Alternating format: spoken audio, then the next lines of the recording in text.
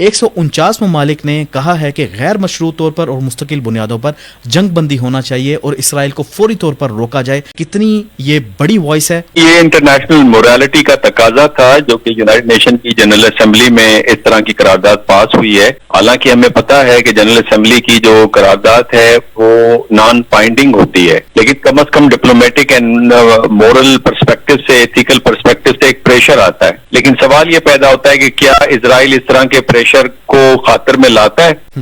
اس نے تو دندناتے ہوئے انٹرنیشنل لا کی وائلیشن کی ہے، اور پھر وہ لاڈلا بچہ ہے. جو گلوبل ساؤتھ ہے اور انٹرنیشنل جو کمیونٹی ہے اس کے اندر ایک کانشیسنیس تو زندہ ہے. جس طرح سے چائنیز پریزیڈنٹ نے اپنے ٹویٹ کے اندر کہا کہ اگر امریکہ دنیا کے ساتھ نہیں چلے گا تو امریکہ تنہا رہ جائے گا اور دنیا آگے چلی جائے گی. غزہ تقریباً 94-95% تباہ ہو چکا ہے.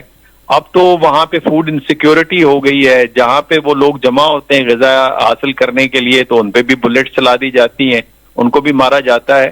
اور پھر اس وقت جو اسرائیل اور ایران کی جنگ چل رہی ہے اور اس میں جو اسرائیل کو مار پڑی ہے، جس میں کل ایران کا ایک بھی میزائل وہ انٹرسیپٹ نہیں کر سکے، اس کی خفت بھی یہ غزہ میں مٹائیں گے. تو لہٰذا یہ آپ کو مزید کارروائیاں نظر آئیں گی غزہ کے معاملے پہ اسرائیل کی طرف سے.